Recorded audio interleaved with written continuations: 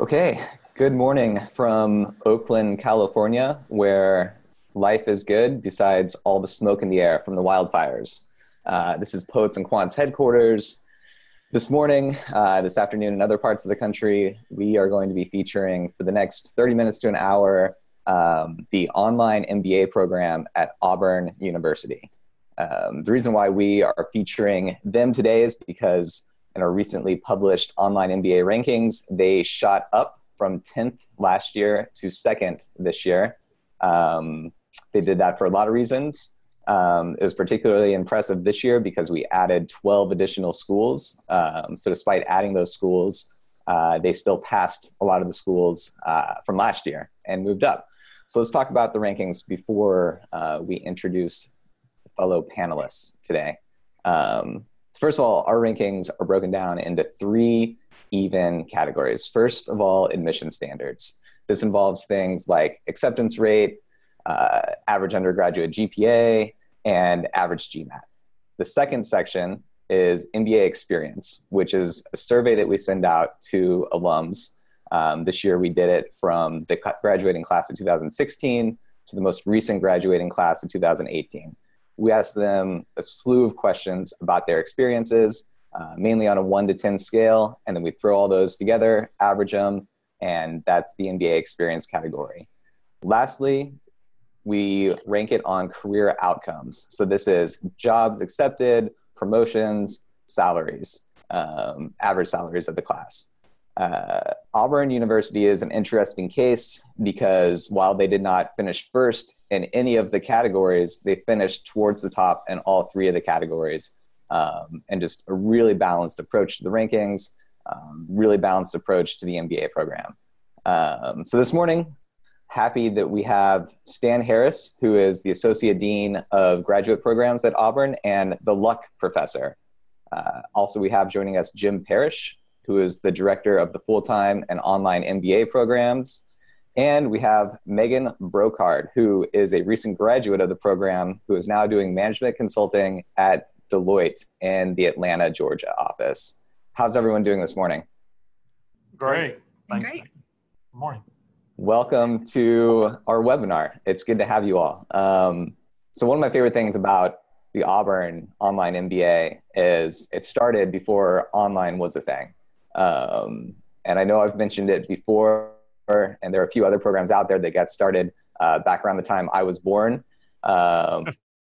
And so I want to just kind of allow this opportunity for you all to walk us through the evolution of the online MBA program as it relates to you all at Auburn, but also just how it relates to the online in general and how technology has really just kind of pushed this sort of education delivery into the forefront. Great. Well, we started, Auburn's a great small town, 100 miles southwest of Atlanta.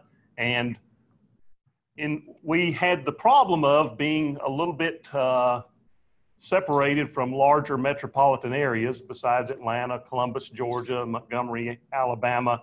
So back in the late 80s, how were we going to reach out to students that were interested in an MBA program beyond the bounds of what we had available in terms of not being able to come easily to campus? We thought about evening programs. We thought about a lot of different things, but we decided, why don't we try some sort of distance opportunity? So I actually taught way back then in those courses, and we distributed our materials via VHS. We had a room full of, I think we had about 300 copiers or something at one time, and just, we would send out VHS tapes, students would return them, we'd tape over them, and it was quite the production, but we started growing from that. And that morphed into, well, what did we go to from there? We went to DVDs, yeah. And then finally, hey, look, the internet has caught up with what we're trying to do. So that's when we went fully online with our program, and we transitioned throughout that process to get us where we are now. But in a lot of ways, our general approach to how we provide the bulk of our online MBA program hasn't changed a lot. Back in 1989, we were recording live classes in our full-time program trying to give students the experience of being on the back row, and we continue to do that with the bulk of our offerings at this point. However, we are slowly also offering the option to have online only created courses to our students if they find that more convenient or if they prefer that approach over the back of the classroom. Do you want anything? Yeah, I mean, I think that a lot of it is built around Auburn University's mission as a land-grant institution. So we've been doing distance education for so long because it's part of our mission, is that outreach of education and taking to education to the masses wherever they might be. So, you know, to today and some of the initiatives that are being done by land-grant universities and public universities, this was kind of our initial attempt to take education. And for 30 years now, we've been able to get that education out there to those who need it, who can't come to our campus, but still want that opportunity. Right.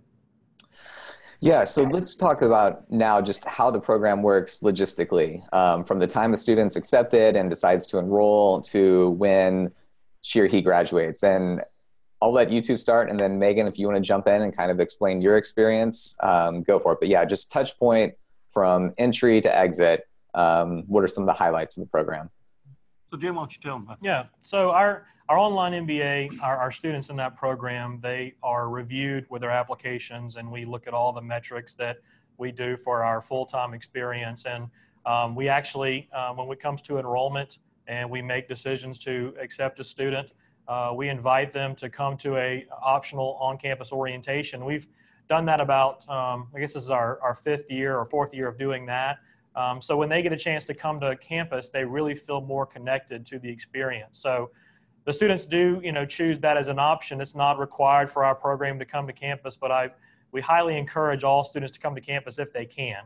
So we feel like that connectivity and being able to come to campus and meet other online students, meet the faculty, meet the staff, see the facilities, really allows them to get acquainted with the MBA even from a distance. And for those who can't come to campus, we still reach out to them and send them their swag bag, what we call it here. They get their t-shirt, their book bag, their water bottle, their journal, so they can still feel connected as a part of that. So while they're traveling or doing their studies in different places, they're still representing the MBA brand, because they have access to the same things that the students in the on-campus program have access to, and they're given that more way to connect to the program. So when they come to, they do their programs online, and there is a requirement to come to campus at the very end of their studies, revolving around our consulting project. So we use a program to get our students to engage with live companies with a organizational issue that they're facing, and our students work in teams in coordination with the full-time students.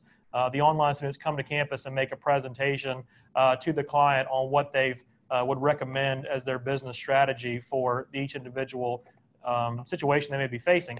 So with that, it allows them, again, to have that connectivity back to campus in the last part of their time here. So with the optional orientation on campus, they have a chance to bookend with their requirement coming at the end of the time in their programming to deliver that recommendation to their client. So we feel we want to engage them as much as we can, and we've increased other ways to engage them throughout the process.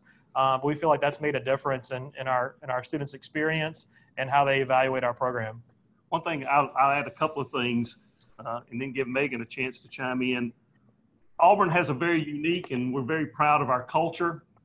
We talk about the Auburn family and taking care of each other and being part of that. So one of the things we want to get the Auburn logo and the brand on people's shirts as soon as we can in the online program, so they can experience those War Eagle moments wherever they travel. That's a big part of what we're doing, because our whole history has been about accessibility and easing what it takes for a student to be able to accomplish the MBA. So our program is, with the exception of the final presentation when they're on campus, is entirely asynchronous.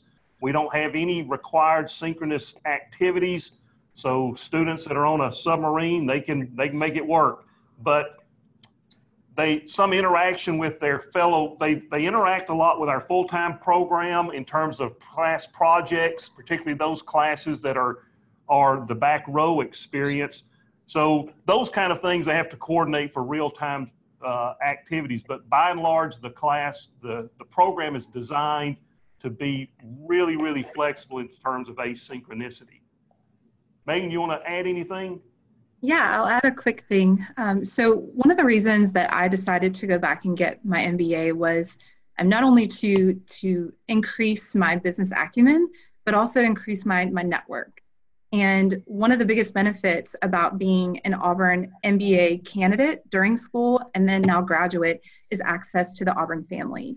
And so I can't say enough about how the Auburn family, in a sense, with the professors, how the desire to have online students on campus as much as possible and as much as our schedule would allow, really created a sense of inclusion and also gave us as online students an ability to create our own virtual network, if you will, a support network where we could reach out to each other and provide that digital interaction when at times, I'm sure as an online student, it can feel somewhat lonely if you don't engage to your broader community. So I really appreciated the mix of both an option to be on campus and an encouragement to be on campus and an inclusion to be on campus, but also the freedom and the leash, if you will, to conduct my day-to-day and continue my career while furthering my education.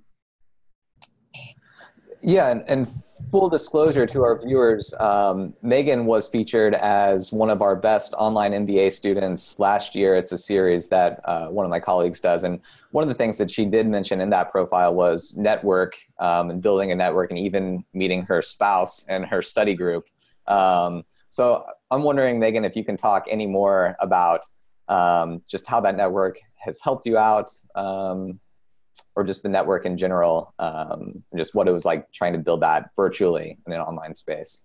Yeah, so obviously the spouse kind of built itself, but we can skip that part. So, right. So I'll speak to the orientation that both Jim and Stan talked about. One of the very first years I think that you guys offered the orientation or sent it to online students was the year that I opted to go. At the time, I was living about 6 or 7 hours away from Auburn, but this was going to be a huge investment, not only time, but also resources, money-wise for me. And so I thought that in order to really ground that investment and to speak to that investment, I really wanted to be on campus, to meet professors, to potentially meet other students, and feel that I was a part of something bigger than just sitting behind a computer. And so when I traveled to orientation, I met about 6 individuals during my time there that were also online students traveling from Chicago and the West Coast and parts of the East Coast. And we just sort of gelled and became an online support group for one another. And throughout our tenure at Auburn, we took classes together when we could, and we did group projects together, and it allowed us to really create a very intimate, an intimate setting for education and for studying. We were able to support one another and encourage one another. We even would help study for tests together through different virtual platforms. So it was a really, really huge part of the online program. I don't know if I would have been as successful, I think, as I was throughout the program if I had not had that online support group. Right, and I know that one of the big, I don't know if arguments is the right word, but one of the big things about online versus full-time is the classroom interactions that you're having face-to-face, in person. There's a lot of your competitor schools in the online space that do meet more face-to-face, have more campus visits that are required. I'm wondering if you all have any plans to kind of move that direction, or are you content kind of where you are now with the orientation and then the consulting project at the end? Yeah, this is Stan. I think what we are pretty pleased with what we have now. We are trying to, again, the flexibility for everyone's schedule. Again, although we're close to Atlanta, it's still travel for many of our people. Again, it expands our reach across the entire country. We have I think we have 40 states represented currently in our program. So we are very pleased with, we're going to let flexibility win out over that face-to-face interaction. However, we are looking for more and more opportunities to allow people to voluntarily decide to come on campus. So in addition to the orientation, which by the way is recorded for those people that don't make the trip, we've opened up our international trip option that's becoming very popular among our study trip internationally among the online students. We try to invite people to tailgates, to other parties. We open up our invitation list for alumni to current students as well. Anytime we can get people on campus, it's just a wonderful experience. So we try to create that. Then our final track project, which is the consulting project Jim referred to, that's a multiple day opportunity to experience campus. We do stadium tours. We try to make it really, really special, get people engaged in the Auburn experience as much as possible. But again, we're not looking to make it more difficult to fit an MBA into people's busy lives. And I think that's the niche that's worked out very well for us and for our students. Yeah, I mean, I would just kind of piggyback on that and agree with Stan. We want to make sure we're offering quality contact. We want to make sure that what we're doing lines up with what we can provide in a scalable sense, because we could give a lot of things that they could come to campus and do, or go be in their backyard, and different types of things that we're doing from our student services standpoint. We want to make sure we're offering quality programs. So we have students that have a desire to be at everything that Auburn puts on, and we welcome them to come. And some people are part of the idea that I am really focused on the flexibility that you provide for me for education. Yeah. So that flexibility is going to win out for us. But we do see other opportunities with the global immersion program that we're doing. We see possibilities in case competitions, and we're slowly moving online students so we can deliver it in a quality way and not just throw a bunch of things together and say, here you go. I think we want to make sure we're methodical about it and do it the right way and take our time to make sure it is something that is value added for their experience. And I'll also say that on many of our, again, projects, when the online course is paired with a full-time course, they're interacting with students that are on campus. They're vicariously experiencing some of that. But again, we want our students to come to campus as much as possible, but we're going to try as much as possible not to mandate that, to give them that flexibility. As Jim points out, though, when we take the Auburn flag on the road, we try to connect with them. We try to offer if we're in their city, we try to reach out and pull them together and give them some advising in terms of courses, but also just connect with them wherever possible. Yeah, and Megan, as you were looking at the online MBA, was having those opportunities to meet in person, is that something you considered while kind of weighing the options for the online MBA, or is that something that really didn't come up whenever you're looking at these programs? Yeah, so when I first decided I wanted to go back and get my MBA, I was really battling between a fully in-person program or a residency type program versus a truly online program. And one of the things that really attracted me to Auburn was the encouragement to come, but the flexibility to be. And when I started my program at Auburn, I was living in the Nashville, Tennessee area. And since my time through the program, moved at least twice and took a few promotions during that time. And so with those promotions at different companies, my flexibility with time off just wasn't as it would have been had I stayed at that company or those companies where I began my program. And so, at the time, the start of the program, I probably would have welcomed more opportunity to get engaged or really been more proactive about that. But as an MBA candidate and really furthering, again, that business acumen and progressing through my working profession, I wasn't, able to be a part of as much on campus as possible. So had I opted for a more residency program, that could have potentially been a problem. And I think after the fact, hindsight, looking back, I'm really happy and glad that I chose the fully online program. I don't think that I would be here today where I am in my career without the flexibility of the online MBA program. Right. And next, I kind of want to hit upon, if you guys can, all three of you, talk a little bit about if there is a typical online MBA student at Auburn, who that might be, what that person looks like. And in particular, I think I want to hit upon the fact that you all have one of the lowest acceptance rates for average work years.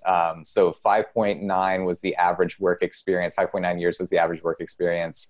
There were only 2 other schools in our top 35 online MBAs that had lower average than that, where a lot of these programs have people coming in with average 10 to 15 years work experience. So I'm wondering if you can talk a little bit about that and just kind of what the typical online MBA student is like at Auburn. Well, I'll let Jim answer some of that. I just want one thing while I'm thinking about it. One of the reasons that I believe our average work experience is somewhat lower than maybe some other schools is the design of our program in terms of the flexibility. If one has 20 years work experience, they have more options to do a program that requires much more time off, requires much more, I'm going to have every other weekend or every other Friday, I need to take that off.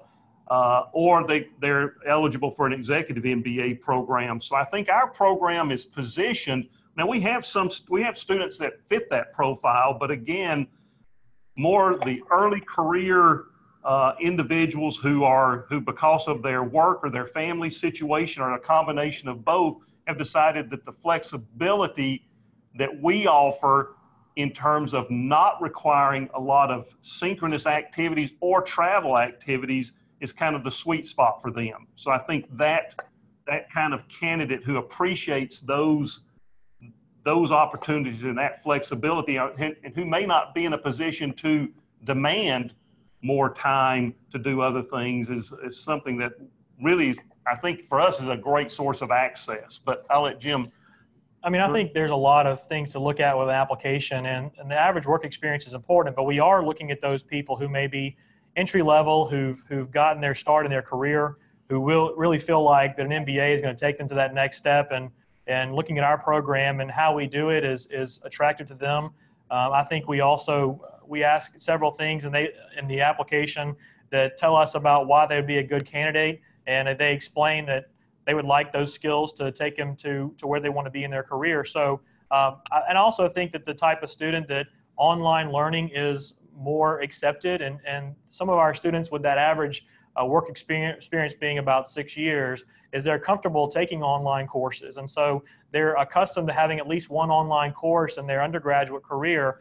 So knowing that how we do our education is in line with how they've taken at least 1 or 2 classes, I think makes sense based on the generations that are looking at going to school now to get their degree. Yeah, and looking at our ranking specifically, you all are at the top with some heavy hitters in the space, and a lot more expensive as well. You all have a very reasonable price point. I'm wondering if you all feel like students sacrifice anything for that lower cost point, or if you all are offering what is relevant with those other schools at the top, and how do you all stay competitive against those schools that might have the bigger brand names? Again, I think we have positioned ourselves in a place that focuses heavily on accessibility. That's including in the way we deliver, but also in the way we price our programs. I think our network is as strong as many of those other programs. I think our reputation continues to build. And I think for the return on our focus really has been, in a lot of ways, you could sum it up as we're trying to offer a great return on investment of time, money, effort, and everything like that. So for the person who's in a position, as Jim points out, in their career where they don't want to stop and step out and go to a full-time program or an on-campus program, where they are thinking about, hey, I've got this great opportunity. I'm doing something great in my personal life and in my professional life, and I don't want to give that up, but I still want to earn an MBA. I really think we have this niche that's somewhat unique compared to the folks that are around us in the ranking.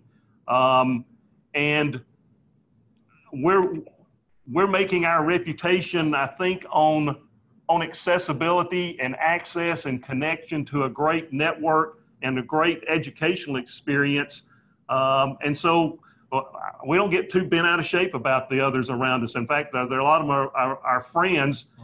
They're doing great things and they've got a lot going on. But those programs, most of that reputation comes from a full-time program. Okay, this is an online world now, and we've been playing in the game since '89 in distance education, and we feel pretty confident about what we offer. I think the price point too, if I can add, is reflective of how long we've been doing this. To Stan's point, is that we're not having to create something brand new for anyone to take advantage of education.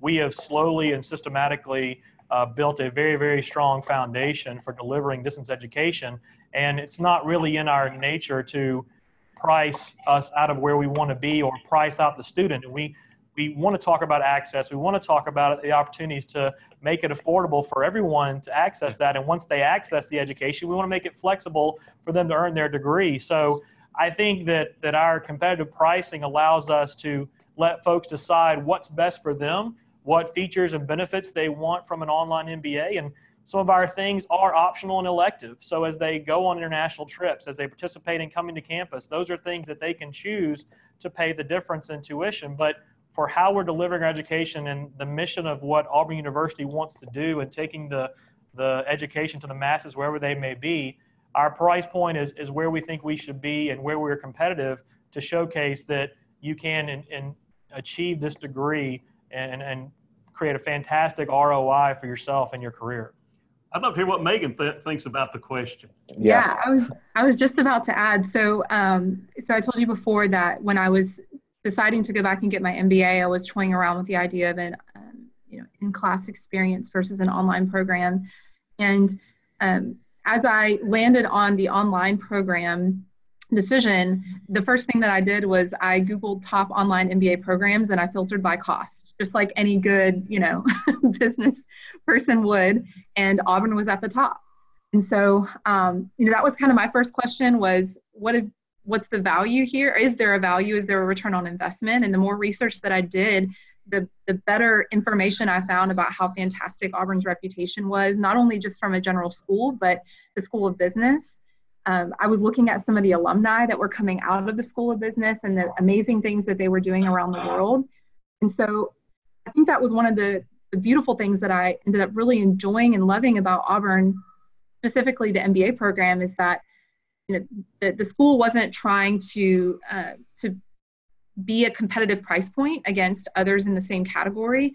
They were really strong and knew the value that they provided and didn't necessarily need to waver on cost because of what others were doing around them. So that was definitely a huge thing that, again, looking back, I'm so thankful that the program has really stayed true to.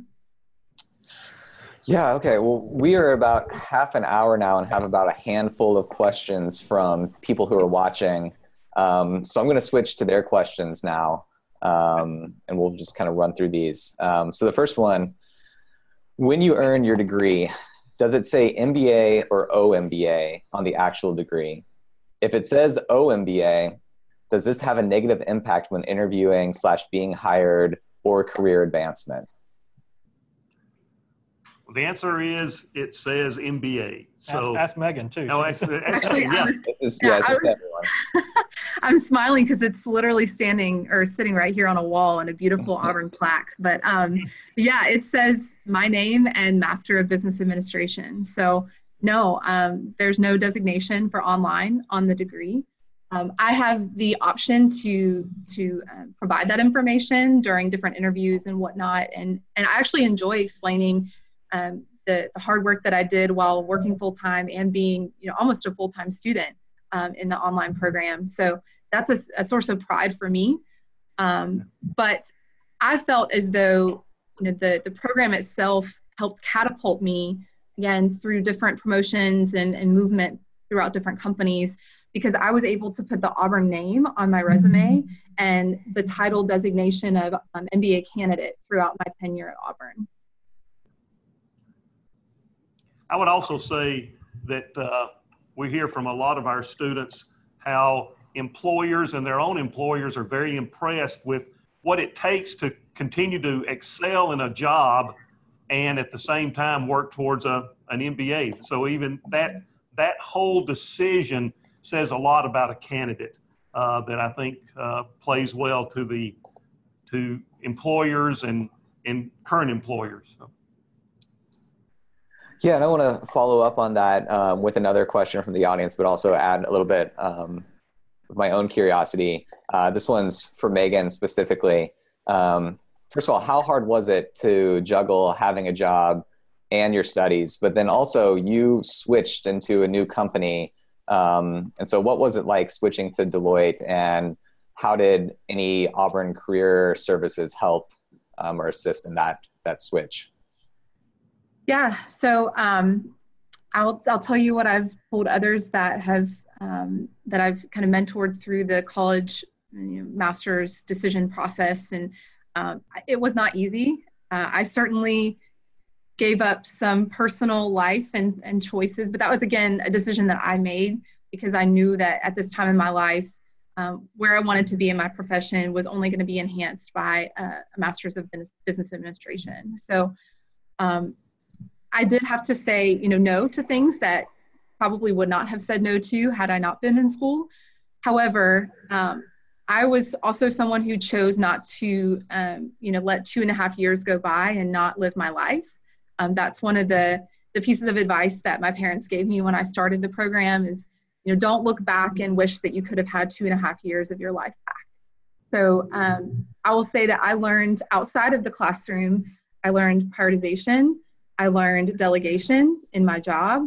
I learned a lot of different soft skills that really weren't taught necessarily in the classroom, but professors helped me cultivate during my time at Auburn and how to really be able to apply that real time to my job throughout, again, my time at Auburn. So to answer your question about the career services, I actually came to Deloitte shortly after my time at Auburn and moved to a different company during my tenure at Auburn.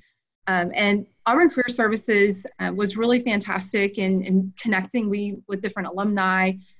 Deloitte was a decision that I made because I wanted to move into the consulting career. We had a taste of it in our capstone, which both Jim and Stan mentioned, and I really liked it. And so we have some folks at Auburn that got me in touch with different alumni that were working in different sectors and industries and whatnot. And I was able to talk to a lot of those individuals, get their firsthand experience, and even potentially get their referral for work in their respective companies. So again, the Auburn family really and network coming into play there, which was again an enhancement or an added bonus on top of the career services.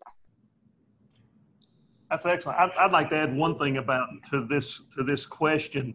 Our program, again, built around flexibility. It is not a cohort program. We try to connect students with each other in the online space.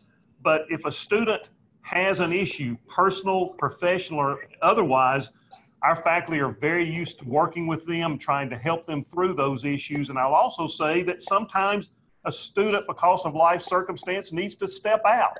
And our program is entirely flexible with stepping out for a semester. We're entirely flexible for you need to take one course instead of 2 courses in a semester.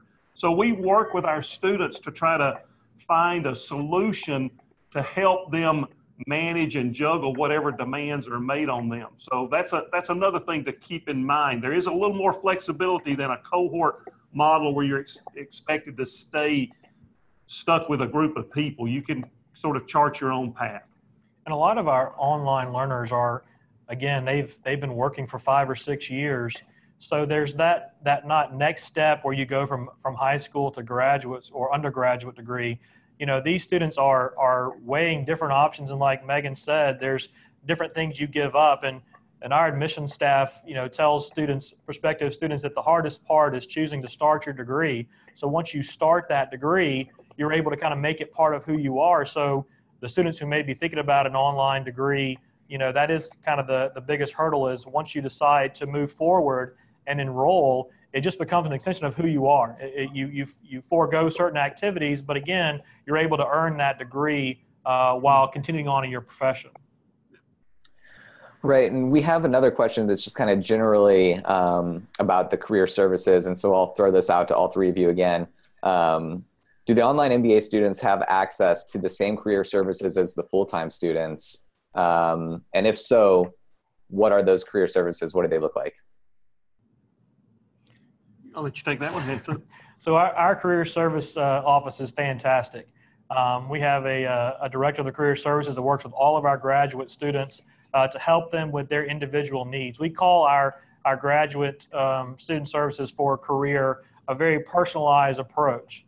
So Mr. Franco Prandy is our director, and he works with all the students that are enrolled to help them achieve the goals they have, whether they're in the online space and needing to figure out a way to navigate their MBA degree they've just achieved and tell their current employer, you know, I have this degree now, you know, what can I do with this? And he is the advisor to those students who are going to their current employer, or if they seek to pivot and go somewhere else, he gives them the tools, the resources, the connectivity to other people that are established within the Auburn network. So Auburn runs 5 graduate programs at the MBA level, and we're connecting our students amongst all those levels, whether it be our full-time program, our executive MBA program, the online or the physician executive MBA program, and the Master's of Real Estate Development. So all those individuals are getting or have gotten that Auburn MBA degree, so that connectivity is huge from a career standpoint as well. Yeah. Anyone else want to weigh in? I would just echo what Jim says. Okay. For our online students, it's a very personal kind of thing. It's said some are wanting to accelerate, some want to pivot, some want to feel more comfortable in their current job, and we try to work with them wherever they are and whatever they're trying to do. As Megan points out, using our network is a big important part of what we try to accomplish. We also help students once they leave. So when they need, we never turn anybody away when they come back for help. If they're a few years out or whatever and they need some support, we try to provide that to get them connected to the right person, help make sure their resumes look right. So we try to think about it because of our programs, much like many schools.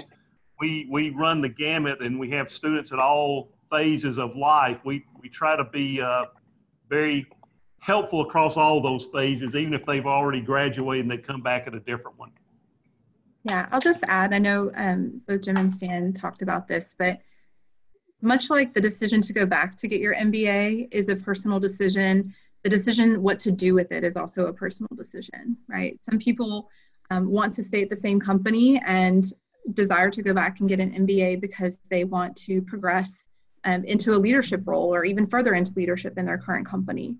Some people may have been tapped by leadership where they are and feel the need to increase their professionalism or again their business knowledge and go back to school for that. Some people want to pivot, etc. So it really depends on, I think, A, why you want to go back, and B, what you want to do with it. For me, my decision was very different than some of the people that I was in the online community with. But bottom line, I think Auburn tailors that experience to your individual goal as a professional. Great. So we'll move on to the next audience question now. This one revolves around admissions. Are there any undergraduate prerequisite courses to sign up for before applying to the online MBA program? This person is specifically asking because they are a non-business undergraduate student. Well, the MBA in its infancy was created for people who don't have a business background. So we welcome applications from all people who have a desire to get an MBA, we decided a few years ago, we asked the faculty, what do you want your students to know before they get in the classroom? And after going through different surveys and different conversations and roundtables, we decided to create foundational work for them to do prior to arrival in the program, as well as from their time at orientation. So for fall orientation and students who join the MBA, online MBA in the fall who come to orientation, we do several live foundational courses, specifically more quantitative in finance, economics, and statistics. We also record that for the people who are not available to come to campus. And that foundational work is really kind of what we expect the students to know.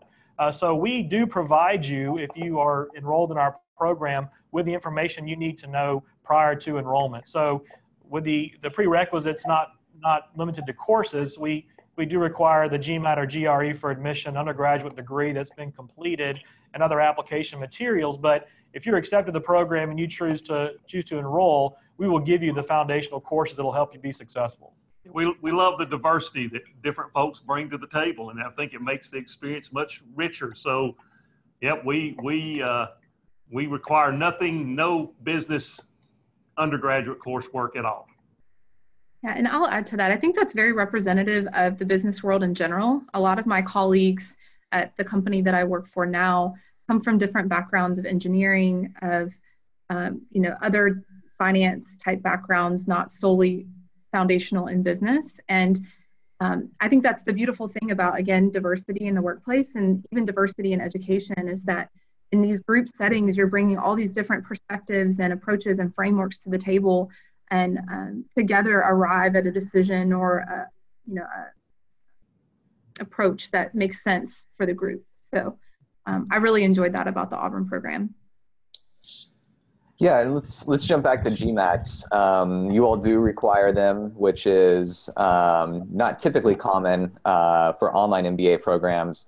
Do you all have a work experience cutoff where the GMAT can be waived for a number of years worked? We currently do not. At this point, we are only waiving GMATs for other terminal degrees. We're in discussion about, as more universities start doing that, we're in discussion about maybe thinking about offering some of that. But right now, the answer is no, but being considered. And I would say our goal is to help the students find the perfect path for them with the Auburn programs. So some of our programs have test waivers.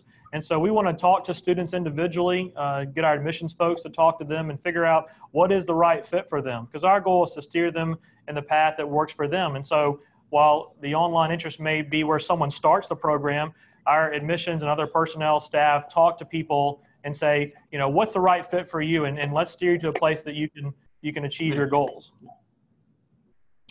Okay. Next from the audience. Does Auburn offer any tracks, certificates, or other online business degrees besides the MBA?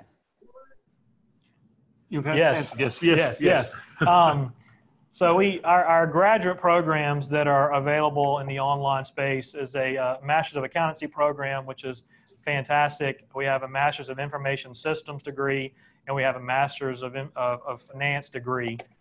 The accounting program, the IS degree, as well as the finance degree are all 30 credit hours, where the MBA is 39. With the information systems and finance, the MBA program several years ago worked a relationship out that could help benefit the students for both being a generalist and a specialist. And you actually can do a dual degree program online with finance information systems. And we also have a very strong partnership with our industrial and systems engineering program for students who are inclined to look at that program as well. So you can do an MBA with a dual in those disciplines.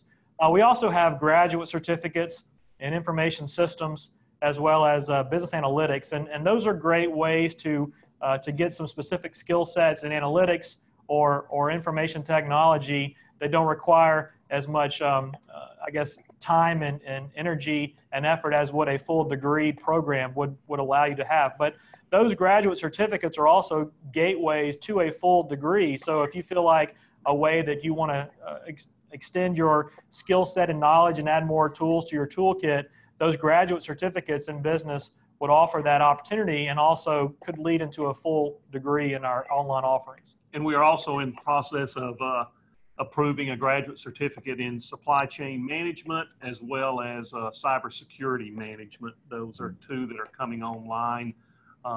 So we're excited. The other thing is that students can choose to concentrate. That you can concentrate, although we don't have a graduate certificate in finance, you can concentrate in finance. You can concentrate in information systems. So you can concentrate by building 3 courses in a particular area that we do that. They're not quite as formal as a graduate certificate, which is an actual formal degree, semi-degree, if you will. So. Yeah, okay, and then I'm just going to keep rolling through these questions because we have a few and kind of running out of time. So next, how many courses do students typically take each semester, and are there summer courses that are available? Megan, do you want to talk about your schedule that you had while you were enrolled? Yeah, of course. So I would probably classify my experience as an accelerated route. I was able to do the Auburn MBA program, online program, in about 2 years in a semester, and that was round the clock all year. So what that meant class-wise and coursework-wise for me was that I was taking 2 classes every traditional semester in the fall and also in the spring. And then I would take anywhere between 1 to 2 classes in the summer, which are more intensive classes. I believe they were like 5 or 6 weeks long. Correct me if I'm wrong, Jim. I'm having a hard time remembering. Yeah. So I was able to do it in a very shortened period of time, but as both have mentioned before, that was the beautiful thing about Auburn's program. Had I needed to step away for personal reasons, or had life just evolved to a point where I needed to make more space for personal life or even my profession, I had the option of doing that and then coming back, to finish my degree whenever that seemed appropriate. Yeah, most of our students take 2 classes per semester and finish in a little over 2 years. The window that you have to complete the degree is 6 years. So from start to finish, you have a 6-year window, which, as Megan mentioned, allows you to stop and start, come back, engage again within that 6-year window. But we do have students that take classes with a great rush, and some say, it's better for me in my life situation to take 1 class per semester. And again, that flexibility is what we are excited to offer to students. And so I think we're able to offer that flexibility, and we're trying to add more and more core classes each semester so students can get the core when it's needed for them as they come in at different times of the year. Got it. Okay. And the next one is kind of an interesting one. It's asking about political divide in the country and how you think that might affect your program. I kind of want to take a different approach, though. A lot of the full-time programs across the United States have been suffering from application declines, particularly from international students. A lot of the conversations we've had with adcoms and deans at these schools are that the current immigration rhetoric is something that has been deterring students from applying, and just the H-1B visa complications. So I'm wondering if you all have seen any sort of application trends that might reflect that in the online space, or if that's been something that has affected that at all for your program. Well, we have very few international student applications to our online program. So the students who are, you can be an international student by designation and do our online program as long as you are staying in the United States to complete your degree. We have a proctor approval process that we vet on the domestically, but we have not begun a process to do international proctoring. So that's kind of where we've seen some issues with not really having a drop or an increase for the online program. But we want to be able to provide education for whoever and wherever. So I think the online space, if an applicant comes through our our files and we get a chance to review their application, we see their credentials and have a chance to engage with them further, we want to create an opportunity for them to study in the online space. So I would say that ours has been kind of the same as it always is, and we have that conversation that says if you're not located in the United States, you cannot pursue this degree currently. And so we have some one-off situations here and there, but we don't receive a lot of international applications for our online program with people who reside outside the United States. But once they're in, we do follow them as they go around the world. Yeah. So yeah, but we're primarily focused on domestic at this point. So gotcha. Okay, and then the next question comes from Facebook. It's asking, what is the percentage of graduates finding a job within 6 months after graduation and the concentration they studied in? So I don't know if you all have that granular detail, but maybe this is a time where you can talk generally just about the percentage of students who are, if they're leaving their current jobs, if they're finding new jobs soon after graduation. Yeah, we are just now beginning to start tracking that, and that's a movement that's happened just in the last few years. Most folks have been staying with their own organizations and are fully employed. That's one reason they chose our program. So getting that information after the fact is oftentimes very difficult. Again, like I said, we're trying to start capturing it in some exit surveys, but it's not something that we have traditionally tracked. Again, we're there to help when they need help after they've graduated, but unlike full-time programs, everybody's already 100% employed, so it just hasn't been something that we've been focused on until recently. As these kind of questions start coming up, we've started trying to collect them, but at this point our numbers in terms of responses are too low to make any kind of statement other than to say that we feel pretty comfortable and confident that folks are being able to do what they hope to do. We hear a lot of success stories and we don't hear very many problems coming back through our career services or to us personally. Would you agree with that? Yeah, and Nathan, I would also say is that some of the data that was provided back to us from Poets and Quants on surveying our recent graduates is that 100% received a salary increase from their time when they started the MBA. So from a financial standpoint, they're all seeing a growth. The average growth is about 38% for those students who have a salary increase. So we're seeing a strong ROI, and again, it goes back to the price point for our degree is very competitive. And so we are also seeing that there's almost an instant payback for students who achieve this degree. We had a student that came to in a reception about a month or so ago that pulled us aside and said, I just want to brag about the program. And I said, well, please. And he said that he received his MBA in December and he got a promotion and a new job. And with his raise he'll pay for his full degree in 6 months being on the job. And so that, the investment piece, investing in yourself, investing for your future, I think is there. And there are people that can tell stories like that showcase the benefit of and the value that our degree provides. I'll add to that just from a personal experience. So I personally pursued a role in the concentration that I did achieve at Auburn. And so I'm doing exactly what I learned in the program. So I'm part of that percentage. I know that the percentage we're trying to track, but also to speak to the income throughout my time at Auburn, from start to finish, and even extending beyond my graduation to now, my income has increased 2 to 3 times what it was before I started. And some of that I think is attributable to decisions that I've made along the way, but a lot of that is attributable to the education and the reputation that I received at Auburn. Yeah, okay, excellent. And then I think we have time for one final question. It looks like we have one more from the audience. And they're asking about, are there any benefits of going to a program that has a cohort type, and particularly in terms of networking? So I'll throw this out to all three of you, just the cohort versus the cohort, and what that can or can't do for networking potential.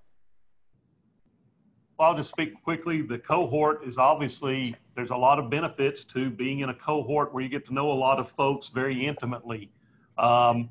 though that cohort, though, comes with difficulties in terms of, one, you're more likely to be synchronous. There's a lot less flexibility involved in trying to stay with the cohort. I think Megan would argue that and cohorts typically turn into a bunch of cliques within a cohort. And I think Megan would argue that she probably had a great clique and it followed her through. So she had a mini cohort, but she also was exposed to probably people from 3 different classes. So the level of exposure that you get to other people's experiences, to other people's companies, to their own challenges is much greater in a non-cohort based program. And again, a cohort program is very difficult to have flexibility built into it. So it's hard to take a semester off. It's hard to do one class when you really, they want you to do 2, but one would work better for you. So I think it's a trade-off issue. You have to make a decision about, is the possibility of being with a larger cohort within which you're probably going to create a smaller niche or clique is better than the flexibility that you get. And I would say the same thing, but I would also say that being in a non-cohort program, but choosing the electional opportunities to engage further in different areas allows you to create multiple networks within your time in the program. So we have a student that came to orientation in fall of 16, and she went on the international trip to Croatia last March, and then a week later, she engaged with a case competition that was provided to our online students. So her experience transcended a cohort and opened up more network opportunities with different types of people from across many entry terms. So I think using these engagement opportunities and coming to campus or going abroad or doing those types of things allows you to span your network across different types of students and different cohorts or mini cohorts, if you will, and that allows you to kind of have a more broad, well-rounded experience.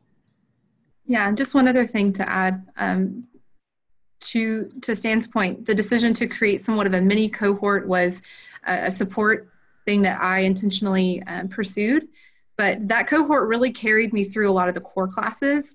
I purposely chose to follow my own path in terms of the concentration that I participated in during my time at Auburn, and was able to expand that network and meet a number of not only like-minded individuals within the program, but people that were also interested in the same things that I was, and people that I still even talk to this day to understand what they're doing with their degree and where they are in their career and where their degree has taken them. So I, again, would argue towards the flexibility, but the option to create some type of a support system in the version of like a mini cohort or whatnot.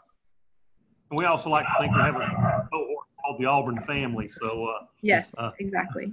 Anytime. Yes. Okay. And then lastly, when do students enroll in your program? Do you have 1 or 2 entry points throughout the year? And what are application deadlines for those entries? So we have 2 intakes per year for the online MBA. We have a fall intake that begins in August and a spring intake that begins in January.